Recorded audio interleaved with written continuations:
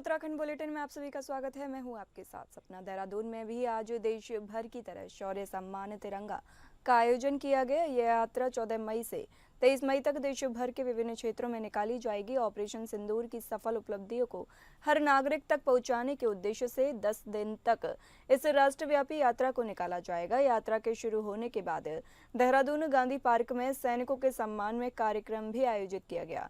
कार्यक्रम के दौरान बतौर मुख्य अतिथि मुख्यमंत्री पुष्कर सिंह धामी भी गांधी पार्क पहुंचे, जहां सैनिकों के सम्मान में मुख्यमंत्री द्वारा पैदल पथ यात्रा की गई। इस दौरान कार्यक्रम में मौजूद सभी लोगों के मन में देशभक्ति का जज्बा भी साफ तौर पर नजर आया, जहां भारत माता की जय और वंदे मातरम के जयकारों के साथ पूरा कार्यक्रम स्थल गूंज उठा। कार्यक्रम में मुख्यमंत्री द्वारा सैनिकों की वीरता और पराक्रम की जमकर प्रशंसा भी की गई। सेनाओं ने जिस प्रकार से ऑपरेशन सिंदूर चलाया, पाकिस्तान की सेना को घुटने टेकने पर मजबूर किया। उनके डीजीएमओ ने, पाकिस्तान की सरकार ने जिस प्रकार से युद्ध विराम का अनुरोध किया, भारतीय सेना ने हर उस मुंहतोड़ जवाब उस कार्रवाई का दिया, जिसमें पाकिस्तान की सेना ने मिसाइल भेजे, ड्रोन भेजे, अनेक फाइटर विमान भेजे। उन सभी को हमारे एयर डिफेंस ने नेस्तनाबूद कर दिया, उनको जो है फेल कर दिया। वहीं हवा में ही उनको पूरी तरह से असरहीन कर दिया। हम घर से यहाँ पर एक सैनिक, देश की हर घर से सैनिक देश की सेवा देते हैं, देश की सीमाओं की रक्षा करते हैं।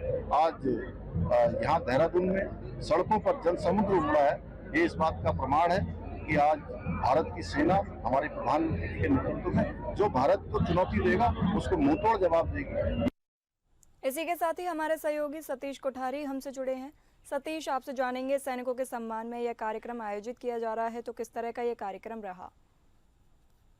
देखिए, जिस तरीके से पुलवामा हमला, ये पहलगाम हमला हुआ, हमले के बाद जिस तरीके से सेना ने जो पाकिस्तान को जवाब दिया है, जिस तरीके से पाकिस्तान के आतंकवादी आतंकवादी ठिकानों पे जो गोलाबारी करी है, जो उनका हिस्सा नाबूद किया, उसको लेकर लगातार चाहे सरकार, शासन, प्रशासन, आम पब्लिक, जो लोग जिनको ये पता नहीं है कि क्या हुआ क्या नहीं हुआ, वो आज जैसे ही सुनते हैं और जिस तरीके से लोगों ने देखा, तो वो सेना के सम्मान में आज सड़कों पे उतरे हैं। और वो हर व्यक्ति जो हिंदुस्तान का नागरिक है, वो हर नागरिक, छोटा बड़ा, सारे जो है सेना के सम्मान में खड़े हैं। तो उसी को लेकर आज सरकार ने जो है प्रदेश में तिरंगा यात्रा निकाली सेना के सम्मान में। और छोटे बहुत से लोग, ये नहीं कि काफी भीड़ देखने को मिली, जिस तरीके से मतलब एक देखने को मिलता है कि सेना का जो सम्मान होता है, तो वो देखने को मिला कि आज जो है बड़ी तादाद में सुबह 7 बजे लोग इकट्ठा हो गए थे और सेना के सम्मान में जो है तिरंगा यात्रा निकाल रहे थे। इस तरह में मुख्यमंत्री धामी, प्रदेश अध्यक्ष महेंद्र भट्ट, कैबिनेट मंत्री गणेश जोशी व अन्य अधिकारी लोग भी थे और काफी जोश के साथ जो है तिरंगा यात्रा निकाली गई। जी बहुत बहुत धन्यवाद सतीश जी, ये जानकारी हमें देने के लिए। –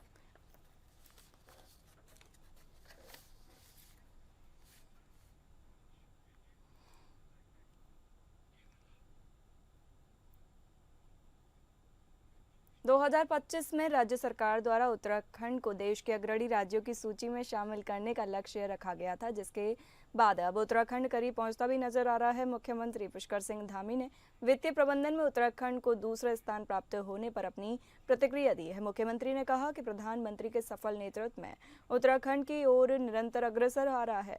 इससे पहले भी नीति आयोग द्वारा जारी की गई SDG की रिपोर्ट में 79 अंक प्राप्त कर उत्तराखंड ने पहला स्थान प्राप्त किया था और अब वित्तीय प्रबंधन में भी उत्तराखंड को दूसरा स्थान मिला है, जो कि प्रदेश के लिए गौरव की बात है। उत्तराखंड इसी तरह निरंतर विकास करता रहे, इसके लिए राज्य सरकार पूरी तरह से प्रतिबद्ध है।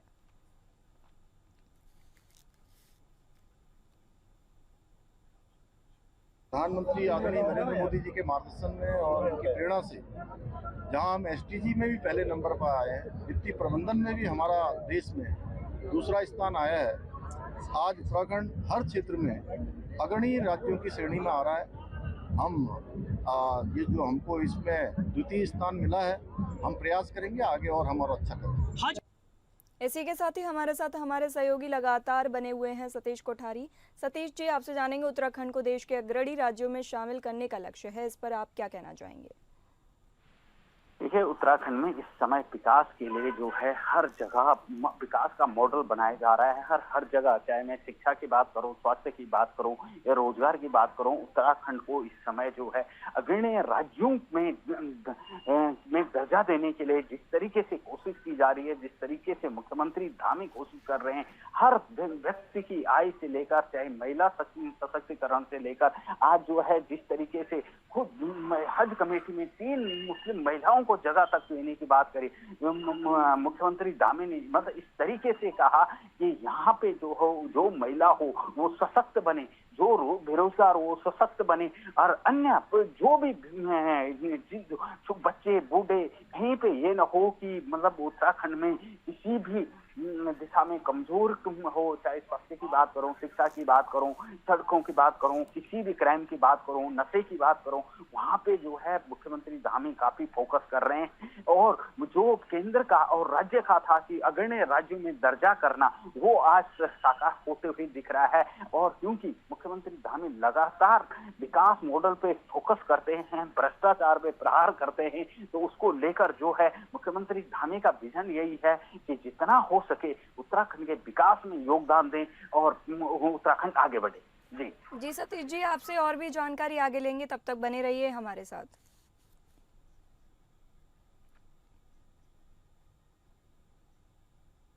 देहरादून में उच्च स्तरीय बैठक आयोजित की गई। बता दें, उत्तराखंड के मुख्य सचिव आनंद वर्धन की अध्यक्षता में उत्तराखंड राज्य आपदा प्रबंधन प्राधिकरण स्थित राज्य आपातकालीन परिचालन केंद्र में शासन के वरिष्ठ अधिकारियों तथा सेवा एवं पैरामिलिट्री फोर्सेस के अधिकारियों के साथ उच्च स्तरीय बैठक हुई। इस बैठक को लेकर आपदा सचिव विनोद कुमार सुमन ने कहा कि बैठक में वर्तमान परिस्थितियों को दृष्टिगत रखते हुए भविष्य के लिए कार्य योजना बनाने तथा विभिन्न आपदाओं के समय त्वरित एवं प्रभावी रिस्पॉन्स करने सहित अन्य विषयों पर चर्चा की गई। इस दौरान उन्होंने विभिन्न विभागों तथा एजेंसियों की आपात स्थिति से निपटने की तैयारी की समीक्षा कर आवश्यक दिशा निर्देश दिए। मुख्य सचिव ने निर्देश दिया कि उत्तराखंड सामरिक दृष्टि से काफी महत्वपूर्ण और संवेदनशील है। राज्य की सीमाएं चीन और नेपाल से लगी हैं, इसलिए सतर्कता और उक्त तैयारी बहुत जरूरी है। उन्होंने कहा कि वर्तमान परिस्थितियों को दृष्टिगत रखते हुए यह आवश्यक है कि सिविल डिफेंस के दायरे को प्रदेश के अन्य जनपदों में भी विस्तारित किया जाए। उत्तराखंड राज्य में भी अभी सिर्फ जनपद देहरादून ही सिविल डिफेंस जनपद के रूप में अधिसूचित है। बचाव कार्य करने वाले बहुत सारे एजेंसीज के साथ बैठक की गई। उस बैठक में मुख्य रूप से कैसे आपस में सहयोग समन्वय बनाया जाए, ये कहा गया। जो संवेदनशील स्ट्रक्चर हैं, जो संस्थान हैं, इस्टेब्लिशमेंट्स हैं, उसका सुरक्षा जो है उसका देखा जाए, उसका परखा जाए उसको, और सुरक्षा ऑडिट कराया जाए। सिक्योरिटी ऑडिट कराने के बाद अगर आवश्यकता है वहाँ तो कुछ जो जांच रिपोर्ट में आए कमियां हैं उसको दूर किया जाए। जो हमारे एयरपोर्ट्स हैं, जैसे देहरादून एयरपोर्ट तो सीआईएसएफ के पास है, बाकी एयरपोर्ट्स की सुरक्षा उत्तराखंड पुलिस के पास है। उसमें यह चर्चा हुई कि आप उसमें पदों की संख्या बढ़ाने की आवश्यकता अगर देख लें, और उसके अकॉर्डिंग फिर पदों की संख्या बढ़ाते हुए कुछ अधिक लोगों की तैनाती किया जाए। इसी के साथ ही हमारे साथ लगातार सतीश कोठारी हमारे साथ बने हुए हैं। आपसे जानेंगे इस उच्च स्तरीय बैठक में क्या क्या चर्चा की गई है। देखिए, उत्तराखंड एक संवेदनशील एरिया है और सबसे, चाहे मैं चीन का बॉर्डर यहाँ है, नेपाल का बॉर्डर यहाँ है, और सबसे बड़ी दिक्कत यहाँ पे आती है कि जो नेपाल का बॉर्डर है वो नेपाल से बिना वीजा के जो है नेपाल और उत्तराखंड का लेन देन है। बिना वीजा के नेपाल के लोग यहाँ आ सकते हैं और यहाँ के लोग नेपाल जा सकते हैं, तो ये सबसे बड़ी बात है। फिर यहाँ पे चीन बॉर्डर है, और चीन बॉर्डर है वो सबसे बड़ी बात वो वहाँ पे है जहाँ बिल्कुल ही बर्फीला एरिया है, पहाड़ी एरिया है, वहाँ से सटा हुआ जो है चीन का बॉर्डर है। वहाँ से बद्रीनाथ की सीमा भी बद्रीनाथ बीच में है, और उसको दृष्टिगत को देखते हुए जिस तरीके से पहले सिविल डिफेंस का जो था वो सिर्फ एक ही यहाँ देहरादून में था, जिससे जहाँ सिविल डिफेंस के गठित किया गया था।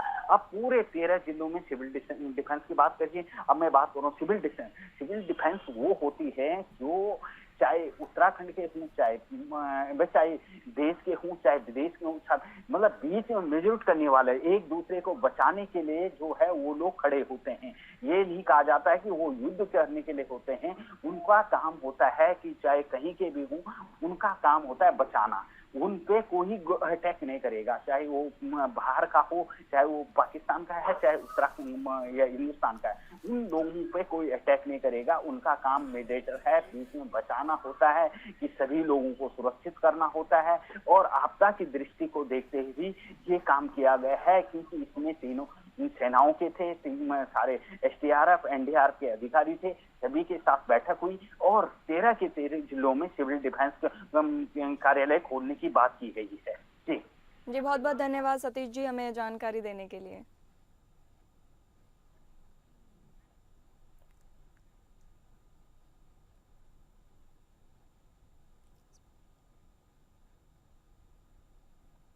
देहरादून में रिस्पना बिंदाल नदी के ऊपर बनने वाली एलिवेटेड रोड की जद में 2619 कच्चे और पक्के मकान आएंगे। इस परियोजना के लिए भूमि अधिग्रहण शुरू करने की प्रक्रिया चल रही है। शहर में जाम की समस्या से निपटने के लिए सरकार इसे जल्द धरातल पर उतारने की तैयारी कर रही है। भाजपा विधायक विनोद चमोली का कहना है कि एलिवेटेड रोड की प्रक्रिया को लेकर सीएम धामी ने केंद्रीय मंत्री नितिन गडकरी के साथ बैठक की, जिसमें इस बात पर भी चर्चा के दौरान गडकरी ने आश्वासन दिया कि साथ ही सीएम धामी ने इस विषय को लेकर मेरे साथ भी बैठक की, जिसमें हमने चर्चा की कि यह काम कैसे होगा। साथ ही सीएम धामी ने बताया कि सरकार द्वारा निर्देशित किया गया है कि इस काम में जीएसटी में भी छूट हमें मिलने जा रही है। इसके साथ ही हमने कई अन्य विषयों पर भी चर्चा की। वहीं विधायक चमोली ने कहा कि रिस्पना नदी के ऊपर बनने वाली एलिवेटेड रोड के लिए 44,6421 और बिंदाल 43,9151 हेक्टेयर भूमि का अधिग्रहण किया जाना है। इसमें 26 मोहल्लों की भूमि शामिल है। इस भूमि पर 2619 कच्चे और पक्के मकान बने हैं, जो रोड की जद में आने से ध्वस्त हो सकते हैं। इसमें कुछ भवन पूरी तरह से ध्वस्त होंगे, कुछ का आंशिक ध्वस्तीकरण भी हो सकता है। सरकार गहनता से इस कार्य को कर रही है और जल्द ही इसकी विस्थापन की व्यवस्था भी की जा रही है। बढ़ रहा है और मेरी अभी कुछ दिन पहले मैं और माननीय मुख्यमंत्री जी बैठे थे, उस पर हमारा पूरा डिस्कस हुआ है और माननीय मुख्यमंत्री जी नितिन गडकरी जी से भी मिले हैं, जो केंद्र में हमारे मंत्री हैं इसके, और उन्होंने अपनी सहमति एलिवेटेड रोड्स के लिए दी है। और यहाँ तक कि जो जीएसटी है जो उस पर पड़ेगा जो निर्माण पर, उसमें भी संभवतः कुछ छूट हमको मिलने जा रही है और वो काम हमारा आगे बढ़ रहा है। उसमें लगभग 3000 से ऊपर मकान है, आंकड़े तो कम आ रहे हैं, लेकिन मेरा मानना है कि फाइनल होते तो 3000 तक के ऊपर मकान होंगे, इनका विस्थापन हमको करना पड़ेगा। लेकिन ये विश्वास लोगों को कर लेना चाहिए कि जो भी लोग वहाँ से हटाए जाएंगे उनको बसाया भी जाएगा, कहीं ना कहीं उनकी व्यवस्था की जाएगी और वो शोर आगे बढ़ रहा है। कांग्रेस ने धामी सरकार पर आरोप लगाए हैं। आपको बता दें, कांग्रेस की प्रवक्ता डॉक्टर प्रतिमा सिंह ने कहा कि भाजपा सरकार उत्तराखंड की मलिन बस्तियों पर उजाड़ने की तलवार को लटकाए रखना चाहती है, ताकि एन चुनाव से पहले लोगों को कोर्ट के आदेश का डर दिखाकर अध्यादेश लाकर बचाने का ढोंग रचा सके। भाजपा यह षड्यंत्र पिछले 2 निकाय चुनावों से कर रही है। अब दूसरी बार भी जब अध्यादेश का समय पूरा हो रहा है, तब फिर से अध्यादेश लाने की तैयारी है। जबकि सरकार को कांग्रेस सरकार के समय बनाए गए नियमितीकरण और मालिकाना हक देने के कानून का पालन करना चाहिए था, ताकि इस समस्या का स्थायी समाधान हो। उन्होंने कहा कि जब 2018 में प्रदेश की मलिन बस्तियों को उजड़ने से बचाने के लिए मलिन बस्ती विकास परिषद ने कांग्रेस के बैनर तले मुख्यमंत्री आवास कूच किया था, तब त्रिवेंद्र सरकार पहली बार मलिन बस्तियों के बारे में अध्यादेश लाई थी, जिसे दोबारा 2021 में 3 वर्षों के लिए लाया गया था। अब इस अध्यादेश का समय भी समाप्त हो रहा है, तो एक बार फिर राज्य सरकार एक नया अध्यादेश लाने की तैयारी कर रही है। जबकि 6 वर्षों में राज्य सरकार को मलिन बस्तियों के नियमितीकरण, मालिकाना हक और पुनर्वास का इंतजाम कर लेना चाहिए था, लेकिन भाजपा सरकार इस मुद्दे का स्थायी समाधान होने ही नहीं देना चाहती। हमेशा इसे टालती रही, इसीलिए अध्यादेश लाके, ये कांग्रेस पार्टी की देन थी कि अगर हम सरकार में वापस आ जाते तो अब तक ये जो मलिन बस्तियां हैं इन पे उनका मालिकाना हक हो जाता। सरकार ये 1-1 साल 2-2 साल का जो टाइम है ये बढ़ाती जाती है। जब चुनाव आते हैं तो मलिन बस्तियों के लोगों की उन्हें याद आती है, चुनाव चले जाते हैं, ये मलिन बस्तियों के लोगों को भूल जाते हैं। तो आज सरकार को ये बताना पड़ेगा कि मलिन बस्तियों पे रहने वालों के जो सर पे तलवार लटकी हुई है जो है ध्वस्तीकरण की, इसकी जिम्मेदार इसका कौन है और उनके विषय में सरकार क्या सोचती है, उनको क्या सुरक्षा प्रदान करेगी। और ये मुझे लगता है भाजपा सरकार के लिए एक बहुत जो है सीरियस बात होनी चाहिए आज के दौर पे, क्योंकि हजारों लोग वहां रहते हैं, वो उनके ऊपर बेघर होने का खतरा मंडरा रहा है। चलिए बढ़ते हैं अगली खबरों पर। देहरादून में साइबर ठगी पर नजर रखी जा रही है। बता दें एसएसपी एसटीएफ नवनीत सिंह ने बताया कि साइबर ठगी की घटनाओं पर नजर रखने के लिए सीओ साइबर के अधीन एक विशेष टीम बनाई गई है। यह टीम इंटरनेट पर सक्रिय उन वेबसाइट्स, फेसबुक पेजों और सोशल मीडिया अकाउंट्स को लगातार वेरीफाई कर रही है जो फर्जी हेलीकॉप्टर टिकट्स के नाम पर लोगों से धोखाधड़ी करने की कोशिश करते हैं। नवनीत सिंह के मुताबिक यह कार्रवाई जनता को ठगी से बचाने के लिए की जा रही है। फर्जी ऑफर्स को पकड़ने के साथ साथ सोशल मीडिया के माध्यम से लोगों को जागरूक करने का काम भी किया जा रहा है। अलग अलग चैनलों पर इस अभियान को प्रचारित कर लोगों को सही जानकारी दी जा रही है ताकि वे ठगों के झांसे में न आए। एसटीएफ की टीम समय समय पर ऐसी वेबसाइट्स और ऑफर्स की जांच करती रहेगी और संदिग्ध गतिविधियों पर तुरंत कार्रवाई भी करेगी। जनता से भी अपील की गई है कि वे सतर्क रहें और केवल अधिकृत माध्यमों से ही बुकिंग करें। इसको प्रमोट भी किया जा रहा है और इसमें अलग अलग सोशल मीडिया जो चैनल्स हैं उनमें भी ये प्रसारित करा गया है और इसके अतिरिक्त एक एफआईआर भी रजिस्टर हुई है फ्रॉड की और 28 पहले और बाद में 19 टोटल ये जो पेजेस हैं हमारे फेसबुक के पेजेस और वेबसाइट जो हैं वो डाउन कराए गए हैं जो कि इस तरीके का टिकट्स ऑफर कर रहे थे, फ्रॉड का प्रयास कर रहे थे। बागेश्वर में कर्मचारियों ने जिला कार्यालय पर प्रदर्शन किया। बता दें बागेश्वर में अल्मोड़ा मैग्नेसाइट वर्कर्स यूनियन कर्मचारियों ने जिला कार्यालय में प्रदर्शन कर डीएम को मांग पत्र दिया। उन्होंने कहा कि नैनीताल हाईकोर्ट के आदेश के बाद से जिले में खनन कार्य बंद चल रहे हैं। इससे काफली गैर तहसील स्थित अल्मोड़ा मैग्नेसाइट लिमिटेड कंपनी की दशा बिगड़ती जा रही है। यहाँ तैनात कर्मचारियों के सामने रोजी रोटी का संकट गहरा गया है। अल्मोड़ा मैग्नेसाइट वर्कर्स यूनियन के पदाधिकारी अध्यक्ष चंदन सिंह रोतेला के नेतृत्व में डीएम कार्यालय पहुंचे। काफली गैर तहसील में वर्ष 1972 में अल्मोड़ा मैग्नेसाइट लिमिटेड की स्थापना हुई थी। वर्तमान में इस कंपनी में करीब 500 कर्मचारी प्रत्यक्ष और अप्रत्यक्ष रूप से कार्यरत हैं और 3000 परिवारों का पालन पोषण होता है। इसी साल 6 जनवरी 2025 को नैनीताल हाईकोर्ट के बागेश्वर जिले में सभी खनन कारोबार बंद करने का आदेश देने के बाद से फैक्ट्री कर्मचारियों और उनके परिवार के सामने रोजी रोटी का संकट गहरा गया है। उन्होंने शीघ्र खनन कार्य शुरू करने की मांग की है।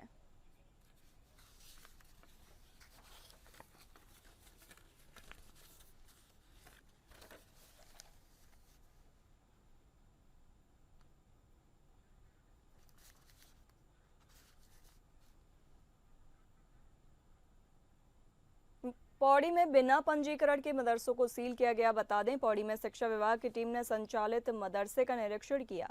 अल्पसंख्यक कल्याण और शिक्षा विभाग की टीम ने एसडीएम रेखा आर्य के साथ मदरसे का निरीक्षण किया। इस दौरान एसडीएम ने बताया कि मदरसा संचालक ने एजुकेशन सोसाइटी का पंजीकरण तो करवाया है, लेकिन उत्तराखंड अशासकीय अरबी और फारसी मदरसा मान्यता विनियमावली 2019 के अंतर्गत पंजीकरण नहीं करवाया है। मदरसे में पढ़ाने के लिए उक्त पंजीकरण आवश्यक है। मान्यता न होने पर मदरसे को सील करते हुए नियमानुसार मान्यता लेने के निर्देश दिए गए। अल्पसंख्यक कल्याण विभाग ने संचालकों को पंजीकरण संबंधित जानकारी दे दी। वहीं मदरसे के शिक्षक मोहम्मद जुल्फिकार अली ने बताया कि यहाँ पर पौड़ी के 28 बालक बालिकाएं शिक्षा ग्रहण करते हैं। यहाँ पर उर्दू और अरबी भाषा पढ़ाई जाती है। इसके साथ ही यहाँ पर नमाज पढ़ने का तरीका भी सिखाया जाता है और कहा कि उनके कागजात लगभग पूरे हैं, कुछ हस्ताक्षर होने रह गए थे, लेकिन जल्द ही इस प्रक्रिया को पूरा कर लिया जाएगा। देखिए, पूर्व में जो निर्देश जारी हैं उसके क्रम में अपंजीकृत मदरसे जो संचालित हैं उनके ऊपर कार्रवाई के निर्देश प्राप्त थे, जिसमें जिला अल्पसंख्यक अधिकारी जो हमारे सहायक समाज कल्याण अधिकारी मौके पर थे, उप शिक्षा अधिकारी और राजस्व की टीम और पुलिस विभाग के द्वारा वहां पर उनके कागजातों की जांच की गई, जिसमें वहाँ पर जो मौजूद कोषाध्यक्ष थे उनके द्वारा बताया गया कि उनके मदरसे की उन्हें मान्यता नहीं दी गई है, जिसके क्रम में उन्हें उत्तराखंड मदरसा नियमावली को बताया गया तथा उन्हें मदरसे को संचालन के लिए विधिवत जो भी जिला अल्पसंख्यक अधिकारी के कार्यालय में अपने कागजात जमा कराने के लिए निर्देशित किया गया है और तब तक के लिए उनके मदरसे को नियमानुसार सील की कार्रवाई की गई है। हरिद्वार में खिलाड़ियों को एनसीए की गाइडलाइन के तहत प्रशिक्षण दिया जा रहा है। हरिद्वार रुड़की विकास प्राधिकरण के स्पोर्ट्स कॉम्प्लेक्स में निम्न आय वर्ग के खिलाड़ियों को फ्री ट्रेनिंग दी जा रही है। ट्रायल के बाद चयन किए गए खिलाड़ियों को फ्री क्रिकेट किट भी दी गई, जिसके बाद खिलाड़ियों की ट्रेनिंग शुरू कर दी गई है। फ्री ट्रेनिंग और किट पाकर खिलाड़ी खास उत्साहित नजर आए। खिलाड़ियों का कहना है कि वे पूरी मेहनत से ट्रेनिंग लेंगे और आगे खेलकर अपने स्कूल और शहर का नाम रोशन करेंगे। स्पोर्ट्स कॉम्प्लेक्स के क्रिकेट कोच के मुताबिक खिलाड़ियों को एनसीए की गाइडलाइन के तहत प्रशिक्षण दिया जाएगा। फुटबॉल और बैडमिंटन के दो सरकारी स्कूलों से बच्चों का ट्रायल लिया गया था, तो आज बैडमिंटन का हम एक हफ्ते पहले उनको किट प्रोवाइड किया था और उनका ट्रेनिंग भी शुरू हो गया है। तो आज जो फुटबॉल और जो क्रिकेट के बच्चों का सिलेक्शन हुआ था उनको आज किट प्रोवाइड कराया गया है और आज से ही उनका ट्रेनिंग शुरू हो रहा है। ये बहुत उत्साहित है और इनका जो ट्रेनिंग है ये एनसीए नेशनल क्रिकेट एकेडमी द्वारा जो ट्रेनिंग प्रोग्राम है वो ट्रेनिंग प्रोग्राम ही हम फॉलो करेंगे और बेसिकली जो स्टेज है, बिगिनर स्टेज है, प्रैक्टिस स्टेज है, ट्रांजिशन स्टेज है, उसके हिसाब से जो बच्चे जो स्टेज में है उनका जो ट्रेनिंग प्रोग्राम है वो हम फॉलो करेंगे। अर्धकुंभ मेला 2027 की नवनियुक्त महिला अधिकारी आईएएस सोनिका ने चार्ज संभाल लिया है। मंगलवार को हरिद्वार के मेला नियंत्रण भवन पहुंचकर आईएएस सोनिका ने चार्ज संभाला और अधिकारियों के साथ मीटिंग भी की। मेला अधिकारी सोनिका ने अधिकारियों के द्वारा दी गई प्रेजेंटेशन के जरिए कुंभ मेले के लिए प्रस्तावित कार्यक्रमों की जानकारी ली। मीडिया से बातचीत करते हुए मेला अधिकारी सोनिका ने कहा कि कुंभ मेले के लिए लॉन्ग टर्म और शॉर्ट टर्म दोनों तरह के काम किए जाने हैं। समय रहते सभी काम पूरे कर लिए जाएं, इसको लेकर कामों को आगे बढ़ाया जा रहा है। 2027 का अर्ध कुंभ मेला प्रयागराज में आयोजित हुए कुंभ मेले की तर्ज पर भव्य ढंग से आयोजित करना सरकार की प्राथमिकता है। ज्वाइनिंग की है और इसी के क्रम में एक शॉर्ट प्रेजेंटेशन हम लोगों ने हमारी टीम द्वारा दिया गया था, जिसके अंदर अभी तक की क्या क्या हम लोगों ने प्रगति की है, क्या क्या हमने प्लानिंग की है, उसके बारे में डिस्कशन हुआ था। तो मोर और लेस बहुत सारी चीज़ें अभी हो चुकी हैं, जैसे हमारे जो एक खाका पूरा हमारा तैयार हो चुका है और उसी में आगे जो कार्यवाही है वो मेरे द्वारा की जाएगी और हम लोग कोशिश करेंगे कि जितना भव्य आयोजन हम करा सके मेले का वो करें। हरिद्वार में अवैध कब्जे पर कार्रवाई की गई। बता दें, हरिद्वार के डीएम कर्मेंद्र सिंह ने सलेमपुर में ग्राम समाज की जमीन पर अवैध कब्जे पर कार्रवाई के बाद अब पूरे जिले में ग्राम पंचायत की जमीनों पर कब्जों को चिन्हित करने और उन्हें तत्काल हटाने के निर्देश दिए हैं। सभी एसडीएम को दिए गए निर्देशों में जिलाधिकारी ने स्पष्ट कहा कि इस कार्य में लापरवाही ना हो और युद्ध स्तर पर यह कार्रवाई शुरू की जाए। डीएम ने लेखपालों और पटवारियों को ये भी आदेश दिए कि कब्जे हटाने के बाद दोबारा ग्राम पंचायत की जमीनों पर कब्जा ना हो, इसके लिए कड़ी निगरानी रखी जाए। बीते दिनों सलेमपुर में ग्राम पंचायत की कई जमीनें अतिक्रमण से मुक्त कराई गई। ऐसे में ये अभियान अब पूरे जिले में चलने जा रहा है।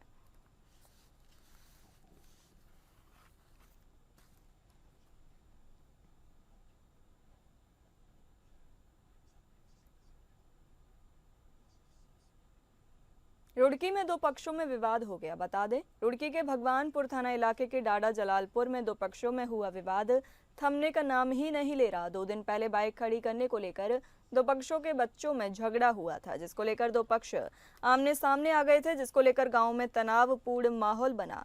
फिलहाल गांव में शांति व्यवस्था रखने के लिए अतिरिक्त पुलिस बल भी तैनात किया गया है। एसपी देहात शेखर चंद्र सुआल ने कहा कि 2 दिन पहले बाइक खड़ी करने को लेकर बच्चों के बीच झगड़ा हुआ था, लेकिन कुछ लोग इसे बड़े विवाद का रूप देखने की कोशिश कर रहे हैं। उन्होंने कहा कि बेवजह गांव का माहौल खराब करने वालों को छोड़ा नहीं जाएगा।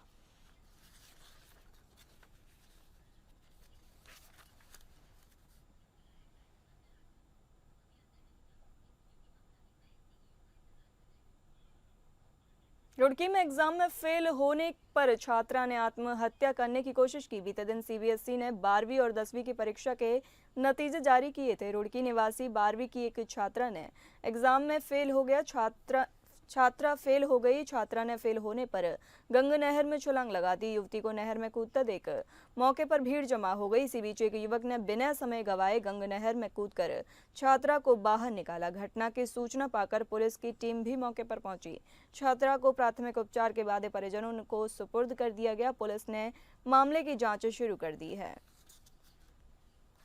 लड़की लड़की थी है और सुलानी नदी है, वहां से कूदी थी है और मैंने वहां से निकाली, अपने यहाँ सुलानी पार्क के आगे निकाल ली थी। कारण क्या है, घर वाले परिजन बता रहे हैं पेपर में फेल हो गई, ट्वेल्व में ये पेपर में हमारी टेंशन में आ रही है और कूद गई है। जी हाँ, नदी कूदी है, मैं भी वहीं पहुंच गया था। लोंडा मेरे बाइक वाला दोस्त है, उनमें से कूदते हुए देखा था। उनने हाँ तो आज बताया, मैं उसी बाइक पे बैठ के वहां पहुंचा हूँ और वहां से कूदा हूँ। वहाँ ढलाने तो कुछ है नहीं पकड़ने वाली, वहां से सीधा यहीं निकाला है। परिजन साथ आ गए थे, पापा भी थे, तो मामा भी थे, तो भाई भी था और मम्मी भी थी, सारे साथ थे। फिलहाल इस बुलेटिन में इतना ही। नमस्कार।